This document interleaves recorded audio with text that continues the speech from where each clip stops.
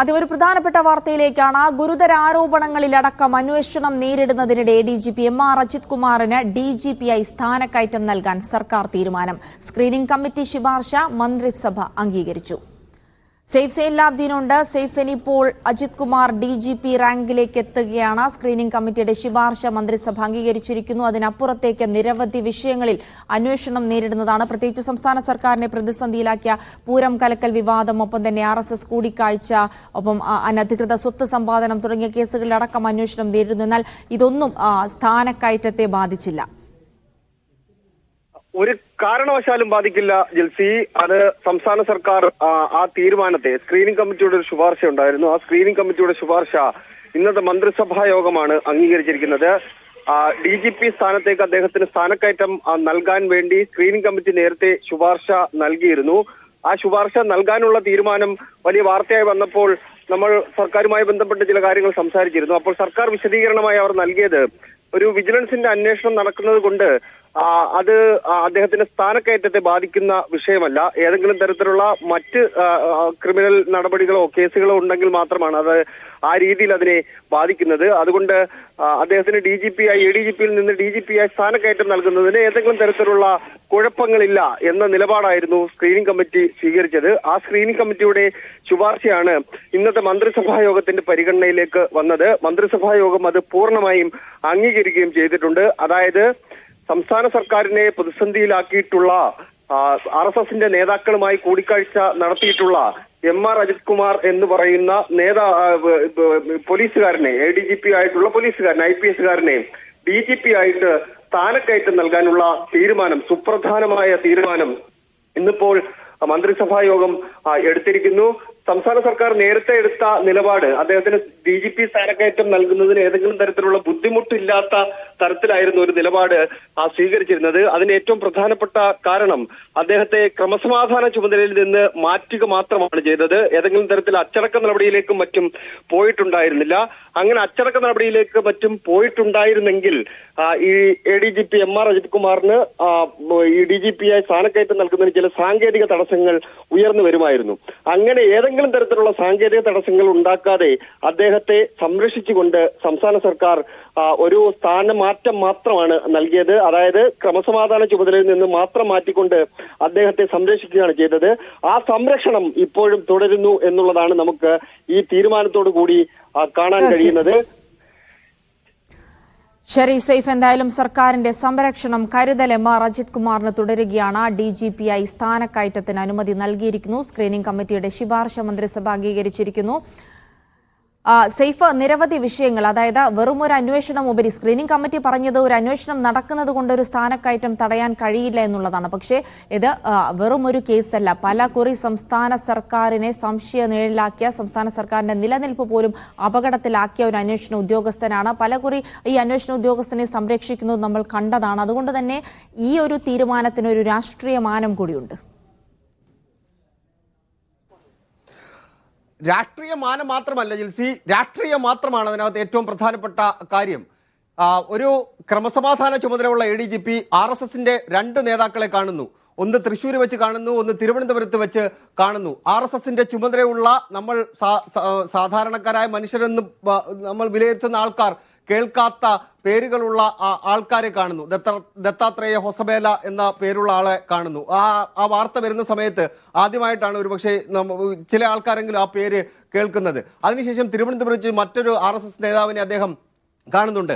അങ്ങനെ RSS നേതാക്കളുമായി കൂടിക്കാഴ്ച നടത്തിയ ആളെ ക്രമസമാധാന ചുമതലയിൽ നിന്ന് മാറ്റണം എന്ന ആവശ്യം CPI ആണ് ആദ്യം മുന്നോട്ട് വെക്കുന്നത്. CPIയുടെ ഭാഗത്ത് നിന്ന് CPIയുടെ സംസ്ഥാന സെക്രട്ടറിയായ ബിനോയ് വിശ്വം പറഞ്ഞ ഒരു വാചകം, അത് പ്രസക്തമായി തന്നെ നമ്മൾ നോക്കിക്കാണേണ്ടിയിരിക്കുന്നു. അദ്ദേഹം പറഞ്ഞ ഒരു വാചകം, RSS നേതാക്കളെ ഊഴമിട്ട് കണ്ടയാളെ ക്രമസമാധാന ചുമതലയിൽ നിർത്താൻ കഴിയില്ല എന്ന നിലപാട് സ്വീകരിച്ചുകൊണ്ടാണ് CPI കടുത്ത സമ്മർദ്ദം മുഖ്യമന്ത്രിക്ക് മുന്നിലേക്കും CPM-ന് മുന്നിലേക്കും വെച്ചത്.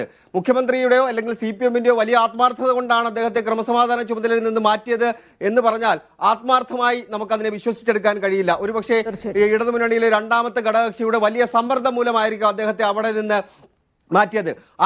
ആ മാറ്റം പോലും അദ്ദേഹത്തെ സംരക്ഷിക്കുന്ന നിലയിലായിരുന്നു. ക്രമസമാധാന ചുമതലയിൽ നിന്ന് മാറ്റി അദ്ദേഹത്തിന് നേരത്തെ ഉണ്ടായിരുന്ന ഒരു ചുമതലയിലേക്ക് മാത്രം മാറ്റിവെക്കുന്നു. ഒരു ഉദ്യോഗസ്ഥനെതിരെ നടപടി സ്വീകരിക്കുകയാണെന്നുണ്ടെങ്കിൽ അദ്ദേഹത്തിന് സസ്പെൻഷൻ നൽകുകയോ അല്ലെങ്കിൽ മറ്റേതെങ്കിലും തരത്തിലുള്ള അച്ചടക്ക നടപടിയോ സ്വീകരിക്കുകയോ ചെയ്യുകയാണെന്നുണ്ടെങ്കിൽ സർവീസ് റെക്കോർഡിൽ അദ്ദേഹത്തിന് ഒരു ബ്ലാക്ക് മാർക്ക് ഉണ്ടാകും. അദ്ദേഹത്തിന് പിന്നെ ഇപ്പോ അജിത് കുമാറിന്റെ കാര്യത്തിൽ അങ്ങനെ ഒരു NCP-യിലെ മന്ത്രിമാറ്റ നീക്കത്തിൽ വീണ്ടും മേൽക്കൈ നേടി AK ശശീന്ദ്രൻ. തനിക്കെതിരെയുള്ള സംസ്ഥാന നേതൃത്വത്തിന്റെ നീക്കത്തെ മുഖ്യമന്ത്രിയെ മുൻനിർത്തിയാണ് ശശീന്ദ്രൻ ഇന്ന് പ്രതിരോധിച്ചത്. ഇന്നലെ നടന്ന പവാർ കാരാട്ട് കൂടിക്കാഴ്ചയിലും തോമസ് കെ തോമസിന് ഉറപ്പൊന്നും കിട്ടിയില്ല. മുഖ്യമന്ത്രിയെ നേരിൽ കണ്ട് നിലപാട് അനുകൂലമാക്കാനുള്ള ശ്രമത്തിലാണ് തോമസ് കെ തോമസ്. മന്ത്രിസ്ഥാനത്ത് നിന്ന് രാജിവെക്കാൻ AK ശശീന്ദ്രനും മന്ത്രിസ്ഥാനമോഹം ഉപേക്ഷിക്കാൻ തോമസ് കെ തോമസും തയ്യാറാകാത്തതോടെ NCP-യിലെ ആഭ്യന്തര തർക്കങ്ങളും മന്ത്രിമാറ്റത്തിലുള്ള അനിശ്ചിതത്വവും തുടരുകയാണ്. NCP ദേശീയ അധ്യക്ഷൻ ശരത് പവാറുമായി NCP സംസ്ഥാന പ്രസിഡന്റ് PC ചാക്കോയും തോമസ് കെ തോമസും നടത്തിയ ചർച്ചയ്ക്ക് പിന്നാലെ നിലപാട് പരസ്യമാക്കി മന്ത്രി AK ശശീന്ദ്രൻ രംഗത്ത് വന്നു. ശശീന്ദ്രൻ ഒരു പിടിവാശമില്ല. ഞാനിത് ആദ്യം ദേശീയ നേതൃത്വം ബോംബെയിൽ വെച്ച് ചർച്ച ചെയ്ത ഘട്ടത്തിൽ പറഞ്ഞിട്ടുള്ള കാര്യത്തിൽ ഞാനിപ്പോൾ നിൽക്കുന്നു. ഒന്ന്, ഞാൻ മാറാൻ തയ്യാറാണ്, പ്രൊവൈഡ് തോമസ് കെ തോമസ് മന്ത്രിയാകണം. അതിന് സാധ്യതയില്ലെങ്കിൽ ഞാൻ രാജിവെച്ചതുകൊണ്ട് എന്താണ്, ആർക്കാണ് പ്രയോജനം? അതിനർത്ഥം മുഖ്യമന്ത്രിയുടെ നിലപാടിൽ പ്രതിഷേധിക്കുന്നു എന്നാണ്. ഞാൻ രാജിവെക്കാൻ വരുന്ന കാരണം തീരുമാനം ദേശീയ നേതൃത്വത്തിന് വിട്ടെങ്കിലും മുഖ്യമന്ത്രിയെ കാണാനുള്ള ശ്രമത്തിലാണ് തോമസ് കെ തോമസ്. പവാർജി എന്നെ അങ്ങോട്ട് വിളിപ്പിച്ചനുസരിച്ചാണ് ഞാൻ പോയത്. പോയി കണ്ടു, തിരിച്ചു വന്നു. ഞാൻ കാണുന്നുണ്ട്. അത് എന്റെ വർക്ക് സംബന്ധിച്ചുള്ള കാര്യമായിട്ട് സംബന്ധിച്ചാണ് ഒരെണ്ണം കാണുന്നുണ്ട്. അതിനിടെ ശശീന്ദ്രന് ഗുഡ് സർട്ടിഫിക്കറ്റുമായി LDF കൺവീനറും രംഗത്തെത്തി. അയാൾ നല്ല നിലയിൽ പെർഫോം ചെയ്യുന്ന ഒരു മന്ത്രിയാണ്. ഇടതുപക്ഷ ജനാധിപത്യ മുന്നണിയിൽ വനം വകുപ്പാണ് അദ്ദേഹം കൈകാര്യം ചെയ്യുന്നത്. അത് ആ നിലയിൽ കൈകാര്യം ചെയ്തു മതി. പിന്നെ അതിന്റെ മറ്റു വിഷയങ്ങളൊക്കെ അവരാണ് ആലോചിക്കേണ്ടത്. ഞങ്ങൾ മുഖ്യമന്ത്രിയുടെ നിലപാട് തനിക്കൊപ്പമാണെന്നും അത് മാറില്ലെന്നുമുള്ള ആത്മവിശ്വാസത്തിലാണ് ശശീന്ദ്രൻ. എന്നാൽ പാർട്ടിയിലെ ആഭ്യന്തര കാര്യങ്ങൾ പരസ്യമാക്കുന്നതിലുള്ള അതൃപ്തി കൂടിയുണ്ട് മന്ത്രിക്ക്. മീഡിയ 1 തിരുവനന്തപുരം. മന്ത്രിമാറ്റത്തിന് മുഖ്യമന്ത്രി വഴങ്ങാത്ത പശ്ചാത്തലത്തിൽ തുടർ നീക്കങ്ങൾക്കൊരുങ്ങി NCP PC ചാക്കോ വിഭാഗം. പാർട്ടി തീരുമാനത്തെ മുഖ്യമന്ത്രി അവഗണിക്കുന്നതിനാൽ മന്ത്രിയെ പിൻവലിക്കാനാണ് ആലോചന. അങ്ങനെ തീരുമാനമെടുത്താൽ NCP രണ്ടായി പിളരുകയും ശശീന്ദ്രൻ മന്ത്രിസ്ഥാനത്ത് തുടരുകയും ചെയ്തേക്കും. കുട്ടനാട് MLA തോമസ് കെ തോമസിന്റെ മന്ത്രിസ്ഥാന ആഗ്രഹം ഏറെക്കുറെ കുട്ടനാട് പാക്കേജ് പോലെയാണ്. പ്രഖ്യാപനവും ആഗ്രഹവും ഉണ്ടെങ്കിലും സംഭവം പൂർണ്ണതോതിൽ നടപ്പാക്കാൻ കഴിഞ്ഞിട്ടില്ല. കുട്ടനാട് പാക്കേജിൽ ഭരണാനുമതി ഉണ്ടെങ്കിൽ തോമസ് കെ തോമസിന് ഇക്കാര്യത്തിൽ മുഖ്യമന്ത്രിയുടെ ഭരണാനുമതിയാണ് പ്രശ്നം. ഇന്നലെ ഡൽഹിയിൽ നടന്ന കൂടിക്കാഴ്ചയോടെ തോമസ് കെ തോമസിന് വസ്തുതകൾ ബോധ്യപ്പെട്ടിട്ടുണ്ട്. മന്ത്രി കസേരയും കന്റോൺമെന്റ് ഹൌസിന് സമീപമുള്ള മന്ത്രിമന്ദിരവും വിചാരിച്ച പോലെ പെട്ടെന്ന് കിട്ടില്ലെന്ന് NCP ദേശീയ സംസ്ഥാന നേതൃത്വങ്ങൾ പച്ചക്കൊടി വീശിയിട്ടുണ്ട് തോമസിന് അനുകൂലമായി. മുഖ്യമന്ത്രിയുടെ CPM-ന്റെ റെഡ് സിഗ്നലാണ് പ്രശ്നം. പാർട്ടി കത്തുകൊടുത്തിട്ട് മുഖ്യമന്ത്രി തീരുമാനമെടുക്കാത്തതിൽ PC ചാക്കോയ്ക്കും തോമസ് കെ തോമസിനും ചെറിയ പ്രശ്നമല്ല ഉള്ളത്. മന്ത്രിയെ തീരുമാനിക്കാനുള്ള അധികാരം അതാത് പാർട്ടികൾക്കാണെന്നും അതിൽ മുഖ്യമന്ത്രി കൈകടത്തുന്നത് ശരിയല്ല എന്നുമാണ് അവരുടെ നിലപാട്. അത് മുഖ്യമന്ത്രി അംഗീകരിക്കാത്തതുകൊണ്ട് പാർട്ടിയുടെ അതൃപ്തി രേഖപ്പെടുത്താൻ മന്ത്രിയെ പിൻവലിക്കണമെന്നാണ് ഇവരുടെ ആവശ്യം. NCP-യുടെ ഭീഷണിയൊന്നും CPM മുഖവിലക്കെടുക്കില്ല എന്നുറപ്പ്. മന്ത്രിയെ പിൻവലിക്കാൻ തീരുമാനിച്ചാൽ NCP രണ്ടായി പിളരും. AK ശശീന്ദ്രൻ മന്ത്രിസ്ഥാനത്ത് തുടരുകയും ചെയ്യും. NCPക്ക് 2 MLA-മാർ മാത്രമുള്ളതുകൊണ്ട് കൂറുമാറ്റ നിരോധന നിയമം എന്ന വാൾ ശശീന്ദ്രന് മുകളിലില്ല. മുഖ്യമന്ത്രിയെ നേരിൽ കണ്ട് തന്നെക്കുറിച്ചുള്ള ധാരണകളിൽ മാറ്റം വരുത്താൻ തോമസ് കെ തോമസ് ശ്രമിക്കുന്നുണ്ട്. എന്നാൽ ചില ധാരണകൾ പിണറായി വിജയനുണ്ടായാൽ അത് മാറില്ല എന്നത് രാഷ്ട്രീയ ചരിത്രം. മന്ത്രിമാറ്റ ആവശ്യവുമായി വരേണ്ടതില്ല എന്ന മുഖ്യമന്ത്രിയുടെയും പാർട്ടിയുടെയും നിലപാട് ശരത് പവാർ അടക്കമുള്ളവരെ അറിയിക്കാനാണ് CPM-ന്റെ ദേശീയ കോർഡിനേറ്റർ പ്രകാശ് കാരാട്ട് ഇന്നലെ കൂടിക്കാഴ്ചയിൽ പങ്കെടുത്തതെന്നാണ് വിവരം. കൂടുതൽ പ്രതികരണത്തിന് Prakash Karat തയ്യാറായതുമില്ല. I discussed various matters with Mr. Sharad Pawar, but there is nothing to report. The Will Minister is changed or not? Nothing to do with that. Shashindran will change or not, sir? നിയമസഭാ പ്രസംഗങ്ങളിൽ സാധാരണ മുഖ്യമന്ത്രിയെ പുകഴ്ത്തി സംസാരിക്കാറുള്ള Thomas K Thomas അടുത്ത സഭാ സമ്മേളനത്തിൽ എടുക്കുന്ന നിലപാടും കൗതുകമുണ്ടാക്കുന്നതായിരിക്കും. Media 1 Thiruvananthapuram.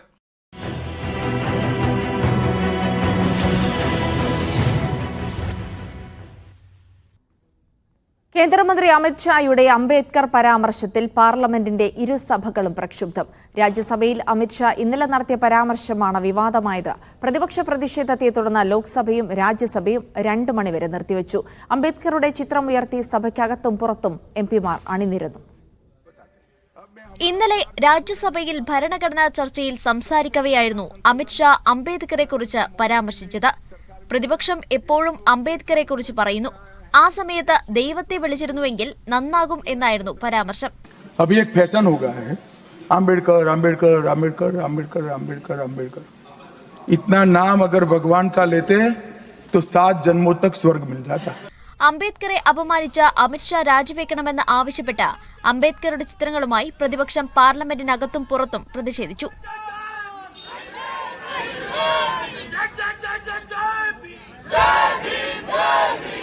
അംബേദ്കറെക്കുറിച്ച് സംസാരിക്കുന്നത് കുറ്റകരമാണോ എന്ന് രാജ്യസഭാ പ്രതിപക്ഷ നേതാവ് മല്ലികാർജ്ജുൻ ഖാർഗെ ചോദിച്ചു.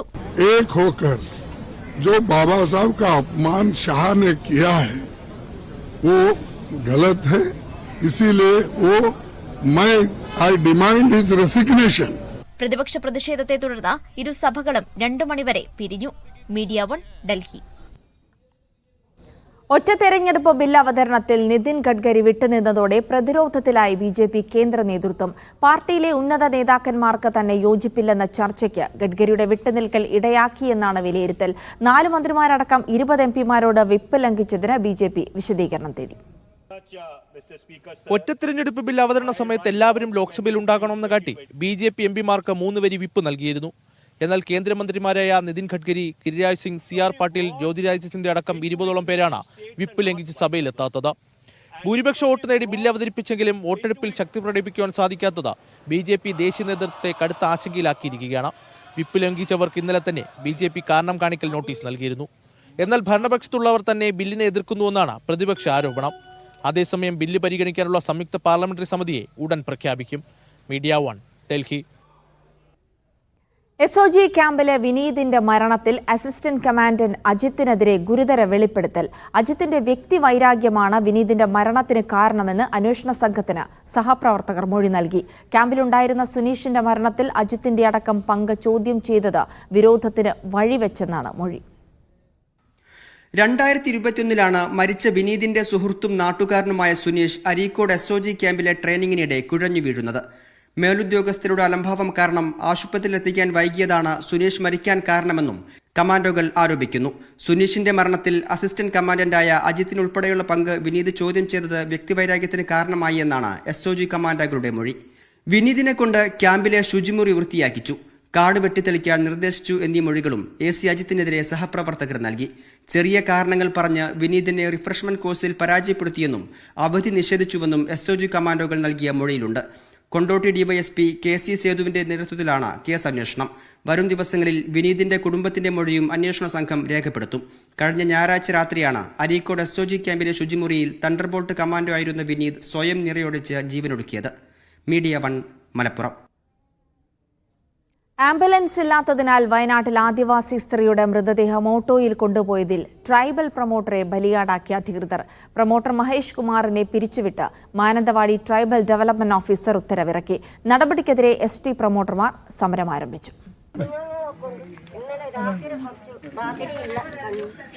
കഴിഞ്ഞ ദിവസം മരിച്ച എടവക ബീട്ടിച്ചല്ലൂരിലെ ചുണ്ടമ്മയുടെ മൃതദേഹമാണ് പട്ടികവർഗ വകുപ്പ് ആംബുലൻസ് അനുവദിക്കാത്തതിനാൽ ഇങ്ങനെ ഓട്ടോറിക്ഷയിൽ ശ്മശാനത്തിലേക്ക് കൊണ്ടുപോയത്.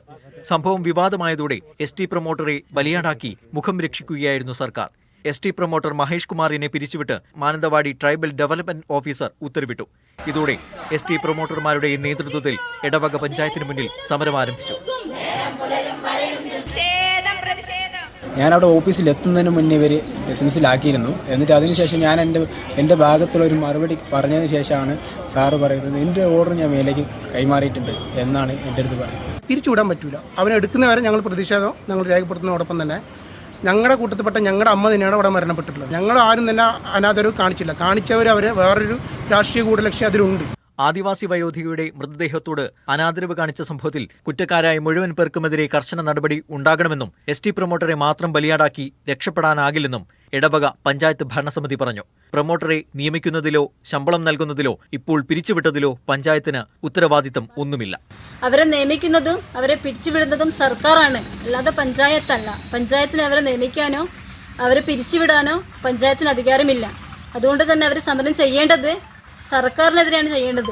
അതേസമയം ഉദ്യോഗസ്ഥ തലത്തിൽ വീഴ്ച ഉണ്ടായോ എന്ന് പരിശോധിക്കാൻ പ്രൊജക്ട് ഓഫീസർക്ക് നിർദ്ദേശം നൽകിയിട്ടുണ്ടെന്നാണ് TDOയുടെ പ്രതികരണം. മീഡിയ 1 വയനാട്. എം ലോറൻസിന്റെ മൃതദേഹം മതാചാരപ്രകാരം സംസ്കരിക്കണമെന്ന മക്കളുടെ ആവശ്യം ഹൈക്കോടതി ഡിവിഷൻ ബെഞ്ച് തള്ളി. മൃതദേഹം വൈദ്യപഠനത്തിന് വിട്ടു നൽകാനുള്ള അഡ്വൈസറി കമ്മിറ്റിയുടെ തീരുമാനം ശരിവച്ച സിംഗിൾ ബെഞ്ച് ഉത്തരവിനെതിരെയായിരുന്നു മക്കളായ ആശ ലോറൻസിന്റെയും സുജാത ബോബന്റെയും അപ്പീൽ. സുപ്രീംകോടതിയെ സമീപിക്കുമെന്ന് ആശ ലോറൻസ് പ്രതികരിച്ചു.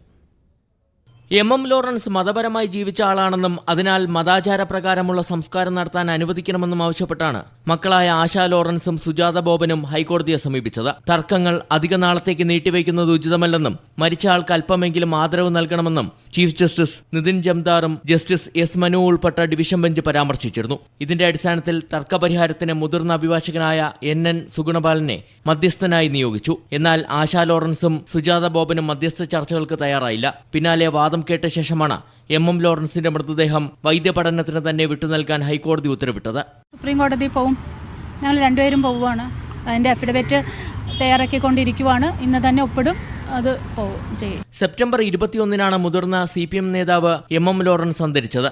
മൃതദേഹം വൈദ്യപഠനത്തിന് വിട്ടു നൽകാനുള്ള മകൻ ML സജീവന്റെ തീരുമാനത്തിനെതിരെ ആശ ലോറൻസ് നൽകിയ ഹർജിയിൽ കേരള അനാട്ടമി ആക്ട് പരിശോധിച്ച് തീരുമാനമെടുക്കാൻ ഹൈക്കോടതി കളമശ്ശേരി മെഡിക്കൽ കോളേജ് സൂപ്രണ്ടിനെ ചുമതലപ്പെടുത്തിയിരുന്നു. മൃതദേഹം വൈദ്യപഠനത്തിന് വിട്ടു നൽകുന്നതിൽ നിയമ തടസ്സങ്ങളില്ലെന്നായിരുന്നു അഡ്വൈസറി കമ്മിറ്റിയുടെ കണ്ടെത്തൽ. പിന്നീട് തന്റെ വാദം കേൾക്കാതെയുള്ള ഏകപക്ഷീയമായ തീരുമാനമാണ് അഡ്വൈസറി കമ്മിറ്റി എടുത്തതെന്ന് ആരോപിച്ച് ആശ ലോറൻസ് സിംഗിൾ ബെഞ്ചിനെ സമീപിച്ചെങ്കിലും തിരിച്ചടി നേരിട്ടിരുന്നു.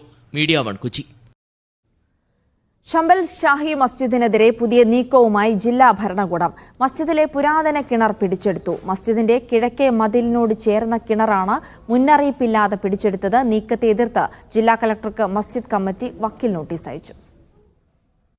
ഒരു നോട്ടീസ് പോലും നൽകാതെയായിരുന്നു പുരാതന കിണർ ജില്ലാ ഭരണകൂടം പോലീസിന്റെ സഹായത്തോടെ പിടിച്ചെടുത്ത് സീൽ ചെയ്തത്. വിശ്വാസികൾ പ്രാർത്ഥനയ്ക്കായി അംഗശുദ്ധി വരുത്തുന്നത് ഇക്കിണറിലെ വെള്ളം ഉപയോഗിച്ചായിരുന്നു. കിണറിൽ ഭരണകൂടം മോട്ടോർ സ്ഥാപിക്കുകയും പ്രദേശത്ത് പോലീസിനെ വിന്യസിക്കുകയും ചെയ്തു. കഴിഞ്ഞ ദിവസം തുറന്നു നൽകിയ ക്ഷേത്രത്തിന് സമീപത്തെ കിണറിൽ നിന്ന് വിഗ്രഹം ലഭിച്ചെന്ന് പോലീസ് അവകാശപ്പെട്ടതിന് പിന്നാലെയാണ് നടപടി. കിണറിൽ പോലീസ് പരിശോധന നടത്തിയേക്കുമെന്നാണ് സൂചന. തലമുറകളായി മസ്ജിദ് പരിസരത്തിന്റെ അവിഭാജ്യ ഘടകമാണ് കിണറെന്നും അത് പിടിച്ചെടുക്കുന്നത് പ്രശ്നങ്ങൾക്ക് കാരണമാകുമെന്നും ജില്ലാ കളക്ടർക്ക് മസ്ജിദ് കമ്മിറ്റി അയച്ച വക്കീൽ നോട്ടീസിലൂടെ പറയുന്നു. അതേസമയം തനിക്കിതുവരെ മസ്ജിദ് കമ്മിറ്റിയുടെ വക്കീൽ നോട്ടീസ് ലഭിച്ചിട്ടില്ലെന്ന് ജില്ലാ കളക്ടർ രാജേന്ദ്ര പെൻസിയ പറഞ്ഞു. മസ്ജിദ് കമ്മിറ്റിയുടെ നിയമസാധുതയും അദ്ദേഹം ചോദ്യം ചെയ്തു. മീഡിയ 1 ഡൽഹി. വിദ്വേഷ പരാമർശത്തിൽ അലഹബാദ് ഹൈക്കോടതി ജസ്റ്റിസ് ശേഖർ കുമാർ യാദവിനെ താക്കീത് ചെയ്ത സുപ്രീംകോടതി കൊളീജിയം.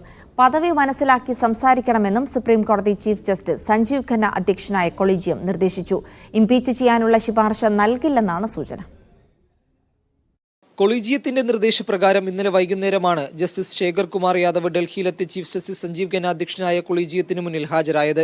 തന്റെ പ്രസംഗം മാധ്യമങ്ങൾ വളച്ചൊടിച്ചെന്ന ജഡ്ജിയുടെ നിലപാട് കൊളീജിയം തള്ളി. കൂടാതെ യാദവിന്റെ വിശദീകരണം തൃപ്തികരമല്ലെന്നും കൊളീജിയം പറഞ്ഞു. തുടർന്നായിരുന്നു താക്കീത്. പൊതുപ്രസ്താവനകളിൽ ജുഡീഷ്യറിയുടെ അന്തസ്സ് പാലിക്കണം, വിവാദ പരാമർശങ്ങൾ ഒഴിവാക്കേണ്ടതായിരുന്നുവെന്നും കൊളീജിയം പറഞ്ഞു. മുൻവിചാരമില്ലാതെ നടത്തിയ പരാമർശങ്ങൾക്കാണ് ജസ്റ്റിസ് യാദവിനെ ശാസിച്ചത്. എന്നാൽ ഇംപീച്ച് ചെയ്യാനുള്ള ശുപാർശയിലേക്ക് കൊളീജിയം കടന്നതുമില്ല. യാദവിനെ ഇംപീച്ച് ചെയ്യണമെന്നായിരുന്നു പ്രതിപക്ഷ പാർട്ടികളുടെ ആവശ്യം. വിശ്വ ഹിന്ദു പരിഷത്ത് സംഘടിപ്പിച്ച പരിപാടിയിലാണ് SK യാദവ് വിദ്വേഷ പരാമർശം നടത്തിയത്. ഭൂരിപക്ഷത്തിന്റെ ആഗ്രഹപ്രകാരം ഇന്ത്യ ഭരിക്കപ്പെടണമെന്നായിരുന്നു ജഡ്ജിയുടെ പരാമർശം. ഏക സിവിൽ കോഡ് നടപ്പിലാകുമെന്നും ജഡ്ജി പറഞ്ഞിരുന്നു. മീഡിയ 1 ഡൽഹി. പുഷ്പ 2ന്റെ പ്രീമിയർ ഷോയ്ക്കിടെ ഉണ്ടായ തിക്കിലും തിരക്കിലും പരിക്കേറ്റ 9കാരന് മസ്തിഷ്ക മരണം. അപകടത്തിൽ മരിച്ച രേവതിയുടെ മകൻ ശ്രീതേജിന്റെ മസ്തിഷ്ക മരണമാണ് ആശുപത്രി അധികൃതർ സ്ഥിരീകരിച്ചത്. അതിനിടെ കേസിൽ ജാമ്യത്തിലുള്ള നടൻ അല്ലു അർജുന്റെ ജാമ്യം റദ്ദാക്കാൻ തെലങ്കാന സർക്കാർ നടപടി തുടങ്ങി. ഡിസംബർ 4 രാത്രി നടന്ന പ്രീമിയർ ഷോയ്ക്കിടെ കഴുത്തിന് ഗുരുതരമായി പരിക്കേറ്റ കുട്ടി ഹൈദരാബാദിലെ ആശുപത്രിയിൽ ചികിത്സയിലാണ്. അതിതീവ്ര പരിചരണ വിഭാഗത്തിൽ കഴിയുന്ന ശ്രീതേജിന്റെ മസ്തിഷ്ക മരണം ഇന്നലെയാണ് ആശുപത്രി സ്ഥിരീകരിച്ചത്. കഴുത്തിനേറ്റ മാരക പരിക്ക് കാരണം ശ്വാസം കഴിക്കാൻ പറ്റാത്ത നിലയിലാണ് കുഞ്ഞ്. പനിയടക്കമുള്ള ആരോഗ്യ പ്രശ്നങ്ങൾ കുറഞ്ഞെങ്കിലും ശ്വാസമെടുക്കാൻ പറ്റാത്ത നിലയിലാണ് മസ്തിഷ്ക മരണം സ്ഥിരീകരിച്ചത്. കുട്ടിക്കാവശ്യമായ അടിയന്തര ചികിത്സ തെലങ്കാന സർക്കാർ വാഗ്ദാനം ചെയ്തിട്ടുണ്ട്. അപകടം നടന്ന ഹൈദരാബാദിലെ സന്ധ്യ തിയേറ്ററിന് പോലീസ് കാരണം കാണിക്കൽ നോട്ടീസ് നൽകി. അല്ലു അർജുൻ എത്തുന്ന കാര്യം അറിയിക്കാത്തതുൾപ്പെടെയുള്ള 11 കാര്യങ്ങളിലാണ് തിയേറ്റർ ഉടമയോട് വിശദീകരണം തേടിയിരിക്കുന്നത്. അറസ്റ്റിലായ അല്ലു അർജുന് 2 ആഴ്ചത്തേക്ക് അനുവദിച്ച ജാമ്യം റദ്ദാക്കാൻ സുപ്രീം കോടതിയെ സമീപിക്കാൻ തെലങ്കാന സർക്കാരും ആലോചിക്കുന്നുണ്ട്. എന്നാൽ കേസ് പിൻവലിക്കുന്നതിന് സമ്മതമാണെന്ന നിലപാടിലാണ് കുട്ടിയുടെ കുടുംബം. National desk media 1. ചങ്ങനാശ്ശേരിയിൽ വെർച്വൽ അറസ്റ്റ് തട്ടിപ്പ് തടഞ്ഞ് പോലീസ്. മുംബൈ പോലീസ് എന്ന പേരിൽ ഡോക്ടറിൽ നിന്നും 5 ലക്ഷം രൂപ തട്ടിയ സംഭവത്തിൽ 4,35,000 രൂപ പോലീസ് തിരിച്ചുപിടിച്ചു. ബാങ്ക് അധികൃതർ അറിയിച്ചതോടെയാണ് പോലീസിന്റെ നിർണായക ഇടപെടൽ. തട്ടിപ്പിനിരയായ ഡോക്ടർ അന്വേഷണ സംഘവുമായി സഹകരിച്ചില്ലെന്ന് ജില്ലാ പോലീസ് മേധാവി ഷാഹുൽ ഹമീദ് പറഞ്ഞു. സംസ്ഥാനത്ത് വെർച്വൽ തട്ടിപ്പ് സംബന്ധിച്ച ബോധവൽക്കരണം ശക്തമാകുന്നതിനിടെയാണ് വീണ്ടും തട്ടിപ്പ്. ചങ്ങനാശ്ശേരി പെരുന്നയിലെ ഡോക്ടറിൽ നിന്നുമാണ് മുംബൈ പോലീസ് എന്ന പേരിൽ 5 ലക്ഷം രൂപ തട്ടിയത്. ഇന്നലെ രാവിലെ പരിഭ്രാന്തനായി ബാങ്കിലെത്തിയ ഡോക്ടർ പണം ഉത്തരേന്ത്യയിലുള്ള തന്റെ സുഹൃത്തിന് അയക്കണമെന്ന് ആവശ്യപ്പെട്ടു. അക്കൗണ്ട് സംബന്ധിച്ച് സംശയം പ്രകടിപ്പിച്ച ബാങ്ക് അധികൃതരോട് ഡോക്ടർ പ്രകോപിതനായി സംസാരിച്ചു. ഇടപാടിന് ശേഷം സംശയം തോന്നിയ ബാങ്ക് അധികൃതർ ഉടൻ പോലീസിൽ വിവരമറിയിച്ചു. ഇങ്ങനെയാണ് തട്ടിപ്പ് പുറത്തായത്. ഇങ്ങനെ ഒരു ട്രാൻസ്ഫറിന് വന്നപ്പോൾ ഇത് സാറുമായിട്ട് റിലേറ്റഡ് ആണോ എന്ന് ചോദിച്ചു. ഇയാൾ ക്രെഡിറ്റ് പോകുന്ന അക്കൗണ്ട് ഹോൾഡർ സാറിന്റെ. അപ്പോൾ പുള്ളി അദ്ദേഹത്തിന്റെ ഫ്രണ്ടാന്നാ പറഞ്ഞത്. ആ സമയം തന്നെ തട്ടിപ്പുകാരെ പുള്ളി വിളിക്കുന്നുണ്ടായിരുന്നു. അപ്പോൾ അവർ പറയുന്നത് ഞങ്ങൾക്ക് കേൾക്കാം. അവർ ഹിന്ദിയിലാണ് സംസാരിച്ചിരുന്നത്.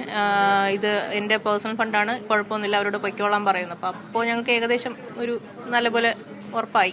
സംഭവം അറിഞ്ഞ് വീട്ടിലെത്തിയ ചങ്ങനാശ്ശേരി SHO വിനോദ് കുമാർ, SA സന്ദീപ് എന്നിവരോട് ഡോക്ടർ സഹകരിച്ചില്ല. തുടർന്ന് പോലീസ് ഫോൺ കസ്റ്റഡിയിൽ വാങ്ങി പരിശോധിച്ചപ്പോൾ തട്ടിപ്പ് വ്യക്തമായി. അദ്ദേഹം ഇന്നലെ സഹകരിക്കുന്നുണ്ടായിരുന്നില്ല. ഇപ്പൊ നമ്മൾ അദ്ദേഹത്തോട് സംസാരിച്ച് നമ്മൾ FIR രജിസ്റ്റർ ചെയ്ത് അന്വേഷണം മുന്നോട്ട് കൊണ്ടുപോകാനാണ് തീരുമാനിച്ചിരിക്കുന്നത്. അതുപോലെ ഇപ്പോൾ ടൗൺ ഹോൾഡ് ആയിട്ടുള്ള എമൗണ്ട് റിലീസ് ചെയ്യാനും കോടതി മുഖാന്തരം റിലീസ് ചെയ്യാനുള്ള ഏർപ്പാട് നമ്മൾ ചെയ്യുന്നുണ്ട്. വെർച്വൽ അറസ്റ്റ് എന്ന നടപടി ഇന്ത്യയിലില്ല. ഇത്തരം ഫോൺ കോളുകൾ വന്നാൽ പോലീസിനെ വിവരമറിയിച്ചാൽ തട്ടിപ്പ് തടയാൻ കഴിയുമെന്ന് വ്യക്തമാക്കുന്നതാണ് ചങ്ങനാശ്ശേരിയിലെ സംഭവം. മീഡിയ 1 കോട്ടയം. വിവരങ്ങൾ ശേഖരിച്ചു. അധ്യാപകർക്കോ വിദ്യാഭ്യാസ വകുപ്പിലെ മറ്റ് ജീവനക്കാർക്കോ പങ്കുള്ളതായി അറിയില്ലെന്നാണ് ഉദ്യോഗസ്ഥർ ക്രൈംബ്രാഞ്ചിനോട് പറഞ്ഞത്. ഉദ്യോഗസ്ഥരിൽ നിന്നുള്ള വിവരങ്ങൾ ലഭിച്ചതിനു ശേഷം ആരോപണ വിധേയരായ MS സൊല്യൂഷൻസ് ഉടമയിൽ നിന്നും അധ്യാപകരിൽ നിന്നും മൊഴിയെടുക്കും. നടപടി ആവശ്യപ്പെട്ട് KSU യൂത്ത് കോൺഗ്രസ് പ്രവർത്തകർ പ്രതിഷേധിച്ചു. ആലപ്പുഴയിൽ അസാധാരണ വൈകല്യങ്ങളുമായി ജനിച്ച കുട്ടിക്ക് എല്ലാ സംരക്ഷണവും സർക്കാർ നൽകുമെന്ന് മന്ത്രി വീണ ജോർജ്. മെഡിക്കൽ കോളേജിൽ നിന്ന് പണം ഈടാക്കിയോ എന്ന കാര്യം പരിശോധിച്ച് നടപടിയെടുക്കുമെന്നും മന്ത്രി വ്യക്തമാക്കി. സർക്കാർ സംവിധാനത്തിൽ പൂർണ്ണമായി സൗജന്യമായിട്ടുള്ള ചികിത്സ, അതിന് തുടർ ചികിത്സ എന്തൊക്കെ വേണം എന്നുള്ളത് കൂടി സജസ്റ്റ് ചെയ്യാനാണ് പറഞ്ഞിരുന്നത്. അപ്പോൾ ആ ചികിത്സ സൗജന്യമായി തന്നെ സർക്കാർ സംവിധാനത്തിൽ നൽകുന്നതിന് വേണ്ടിയിട്ടാണ് തീരുമാനിച്ചിട്ടുള്ളത്. ഞാനിങ്ങനെ കേട്ടു, അത് തീർച്ചയായിട്ടും പരിശോധിക്കാം. അത് സർക്കാർ സംവിധാനത്തിൽ ഒരിക്കലും അത് ചെയ്യാനായിട്ട് പാടില്ല. അല്ലെങ്കിൽ തന്നെ 18 വയസ്സുള്ള കുഞ്ഞുങ്ങൾക്ക് ഫ്രീ ആയിട്ടാണ് നമ്മൾ ചികിത്സ നൽകുന്നത്. അതല്ലാതെ വീണ്ടും പ്രത്യേകിച്ച് ഈ കേസിൽ അങ്ങനെ ചെയ്തു എന്നുള്ളത് വേണ്ടിയിട്ടും പറയും.